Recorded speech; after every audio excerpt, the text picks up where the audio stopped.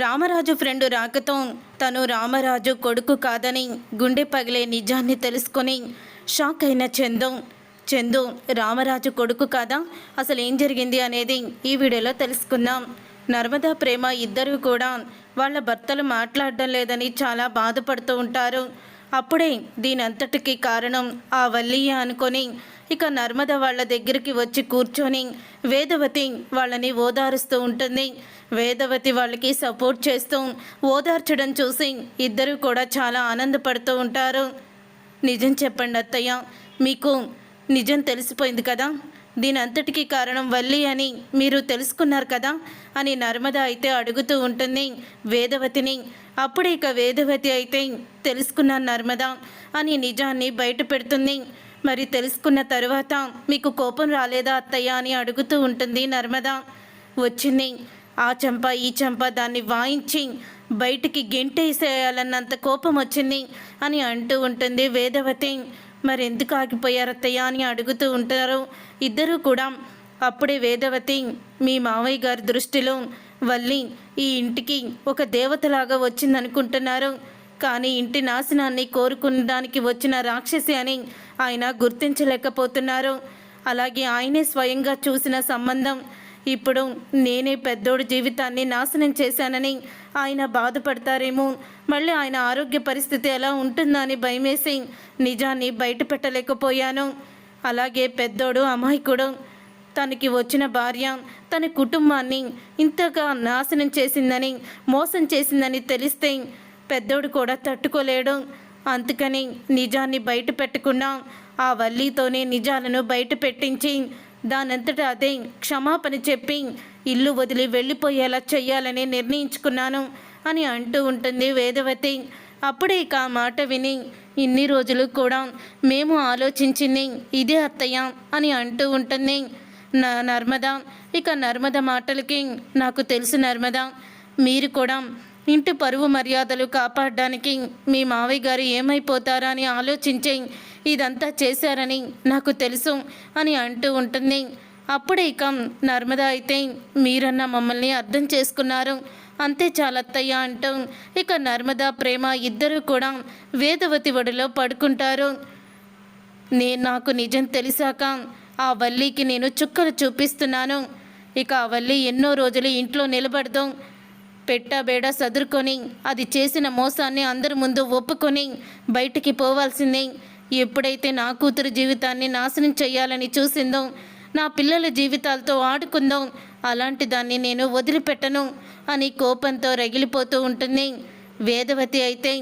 ఇక ఇదంతా ఇలా జరుగుతూ ఉండగా ఇక రామరాజుకి ఒక ఫోన్ అయితే వస్తుంది. రామరాజుకి ఫోన్ రావడంతో అవునా ఎప్పుడొస్తున్నావురా అని అడుగుతూ ఉంటాడు. రేపే వస్తున్నానని అవతల వ్యక్తి చెప్పడంతో రేపే వస్తున్నావా, రారా నిన్ను చూసి చాలా సంవత్సరాలే అయ్యింది అని రామరాజు అయితే అంటూ ఉంటాడు. ఇక రామరాజు అలా ఫోన్లో మాట్లాడడం అంతా కూడా చందు అయితే వినేస్తాడు. ఇక చందు వినేసి ఎవరు నాన్న అని అడుగుతూ ఉంటాడు. నా చిన్ననాటి స్నేహితుడు చాలా సంవత్సరాల తర్వాత మళ్ళీ మన ఇంటికి వస్తున్నాడు అని అంటూ ఉంటే అవునా నాన్న, మీ ముఖంలో ఆ చిరునవ్వు చూస్తేనే అర్థమవుతుంది మీ ఇద్దరి మధ్య ఎంత స్నేహం ఉందో అని. సరే నాన్న, ఈ లెక్కలు చూడండి అని అంటూ లెక్కలైతే చూపిస్తాడు. అప్పుడే రే పెద్దోడా, నువ్వు అంతా కూడా చూస్తూ ఉండగా నేనెందుకురా లెక్కలు చూడడం, నాకు తెలిసి నువ్వంతా కూడా బాగానే చూసుకుంటావు కదా అని అంటూ ఉంటాడు రామరాజు అయితే. నేను అదే చెప్పాను మావయ్య గారండి, కానీ ఈయన వినిపించుకుంటేనే కదా నా మాట. ఏంటి మావయ్య గారిని లెక్కలు ఎందుకు చూడమంటున్నావు, అదేదో నువ్వే చూసుకోవచ్చు కదా అని అంటూ ఉంటుంది వల్లి అయితే. చూసారా మీ కోడలికి ఎంత ముందు చూపో అని అంటూ ఉంటుంది వేదవతి. అసలు మీకు లెక్కల ఎక్కడ పెద్దోడు లెక్కలు చూపించేస్తాడో ఏమో అని తను ఎంత కంగారు పడిపోతుందో అని అంటూ ఉంటుంది. ఇదేంటి అత్తయ్య గారు నన్ను పొగుడుతున్నారా తిడుతున్నారా అని అనుకుంటూ ఉంటుంది వల్లి అయితే. అప్పుడే ఇంకా వేదవతి అయితే మీరు వెళ్ళి పని చూసుకోండి పెద్దోడా, ఎప్పటికప్పుడు లెక్కలు చూసుకుంటూ ఉండు. అసలే నీకు మిల్లు కొత్త కదా, అందులో కొత్త వాళ్ళు కూడా వస్తున్నారు. డబ్బులు ఇచ్చి పుచ్చుకునే దగ్గర కాస్త జాగ్రత్తగా ఉండు. ఆ డబ్బులు లెక్క అంతా కూడా తిరుపతి మావయ్య నువ్వు చూసుకో అని అంటూ ఉంటే, మా నాన్న ఉన్నాడు కదా అత్తయ్య అని అంటూ ఉంటుంది. వెళ్ళి అయితే మీ నాన్నకి మిల్లు గురించి ఏం తెలుసని మీ నాన్న అక్కడ కూర్చొని ఉండడానికి, అయినా మిల్లులో వచ్చి ఏం చేస్తాడు మీ నాన్న? ఇడ్లీలు ఆ పూరీలు అమ్ముకోక, అదే కదా ఆయనకి చేతనైన పని అని అంటూ ఉంటుంది. వేదవతి అయితే బుజ్జమ్మ ఏంటా మాటలు అని అంటూ ఉంటే, నేను చెప్పిన దాంట్లో తప్పేముందండి, ఎవరు చేసుకునే పని వాళ్ళు చేసుకుంటే మంచిది కదా. తర్వాత ఏమన్నా ఆటుపోట్లు వస్తే అందరి మీద పడుతుంది ఆ ప్రభావం అని చెప్పి వేదవతి అంటూ ఉంటుంది. అప్పుడే ఆ మాట విని వల్లి షాక్ అయిపోతూ ఉంటుంది.